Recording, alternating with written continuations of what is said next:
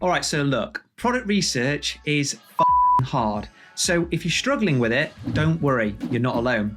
But what is going to be frustrating for you to hear from me is that you're probably making it far harder for yourself by making a number of key mistakes when you are doing your research. And some of those, they can be so bad that they make finding the task of finding something to sell on Amazon pretty much impossible.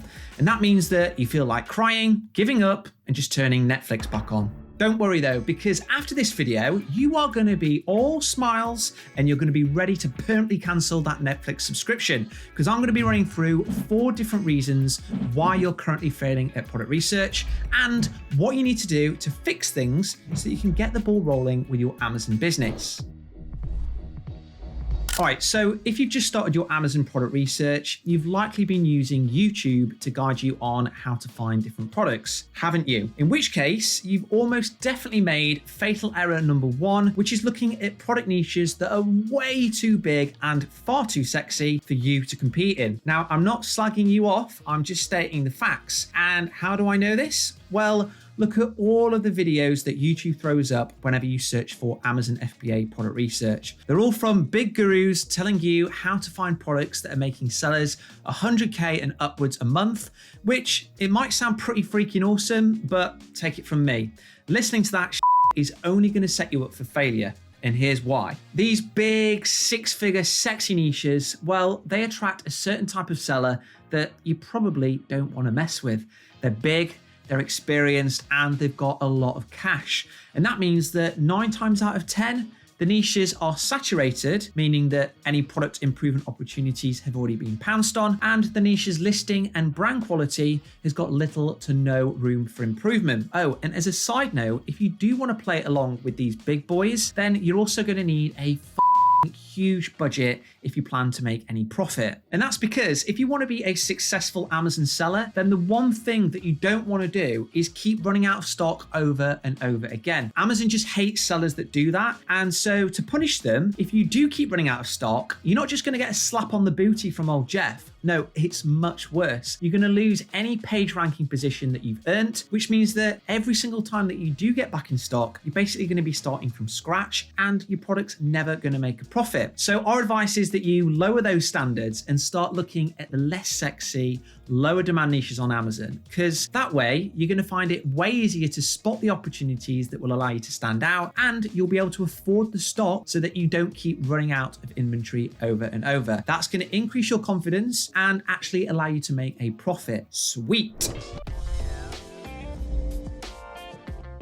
Okay, so now that we've got that one out of the way, hopefully you're already feeling a little bit more positive about how to approach product research. But before you run back to doing your researching quicker than Usain Bolt, listen to my words of wisdom, because you're probably also making another big mistake too, which is looking for a perfect product. Looking for an opportunity that ticks all of the boxes in every single way. It's a little bit like looking for a partner that's a 10 out of 10 in looks, got a great personality, and isn't a little bit crazy. They don't freaking exist, except for maybe me. And if you start searching for something or someone like this, honey, you're going to be one of those single and looking to mingle people forever. In all seriousness though, hopefully you do get the point that I'm trying to make here. When you're looking for a product opportunity, you don't need to find something that is absolutely perfect in every single way if you want to experience success. Now, as somebody that's helped mountains of people successfully launch products on Amazon, I can say with confidence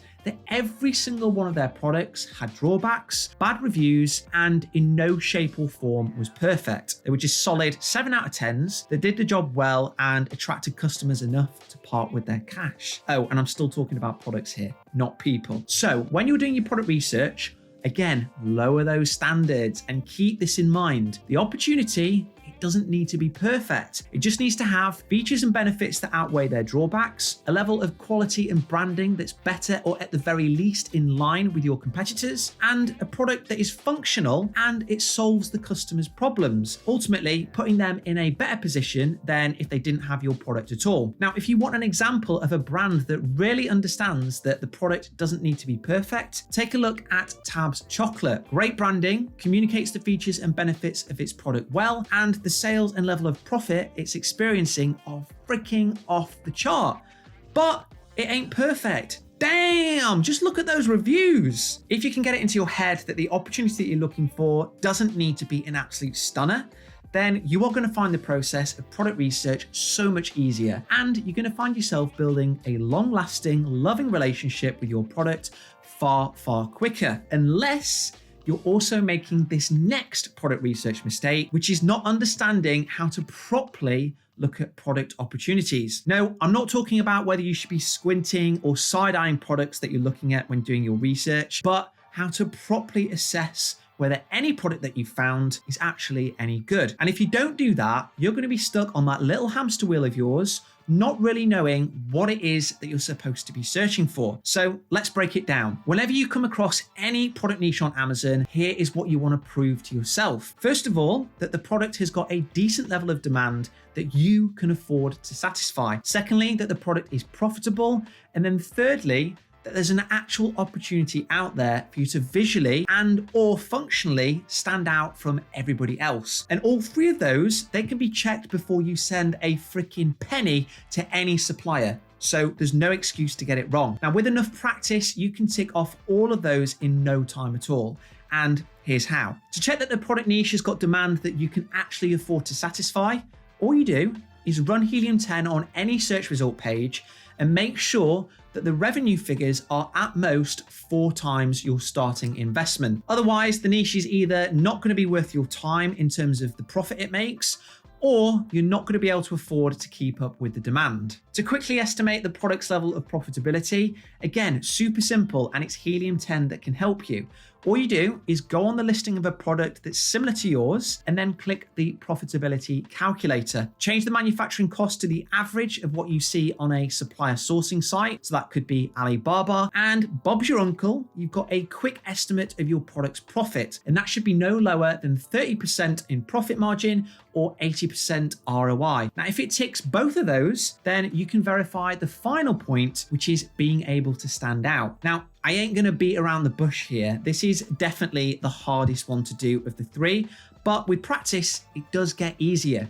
For ideas of how to improve upon the product offer, for inspiration, what you can do is take a look through customer reviews, the Q&A section, competitors' listings, and so much more. And like I said before, with those boring niches, it's honestly going to be way more obvious about what you can improve versus those big dog 6-figure bad boy niches. Like I say, with enough practice, you will get better and you'll find product research becomes a lot easier. And that leads me onto my last point about why you're currently failing at product research. You haven't done enough. Understanding the what, the why, and the how when it comes to product research, that takes time and it takes practice. Just like golf, for example, right? You'd never ever think in a million years that you could go to a golf club, pick up a club for the first time, have a few rounds, and then just keep smashing out hole-in-ones, would you? Well, not unless you've been fathered by Tiger Woods anyway. Now, getting a hole-in-one with product research is no different to golf. It's going to take a lot of practice, time, effort, and stamina. And even then, being able to bang ideas out one after the other is still going to be tricky. But that doesn't matter, because overall, you're going to be getting faster, better, stronger, and every other positive adjective that you can think of once you've got the hang of how to do product research. So don't give up. Now, if you have been putting in the hours and you're still not really making any progress at all, then check out this product research masterclass here from Alex, where he walks through step by step exactly how he does it and what goes on in that head of his when he's looking for ideas. Above all though, keep going with that research, and remember, you only fail if you decide to give up. Peace.